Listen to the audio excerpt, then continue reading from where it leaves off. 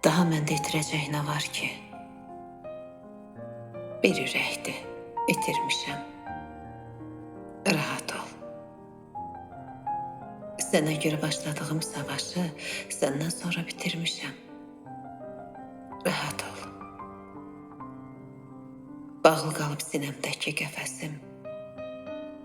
Bitib onsuz yaşamağa həvəsim. Elə bilmə kəsilibdi nəfəsim. Bir ah edin, ötürmüşəm. Rahat ol. Həyatında bir imtihandım amma. Nəyə gəldim, niyə getdim qınama? Daha məni yoxluğunla sınama. Mən dərsimi götürmüşəm. Rahat ol. Silməmişəm saldığın o izləri. Ağlımdakı deyilməmiş sözləri. Ürəyimi dağladığın közləri. Cəhənnəmə gətirmişəm. Rahat ol. Cəhənnəmə gətirmişəm.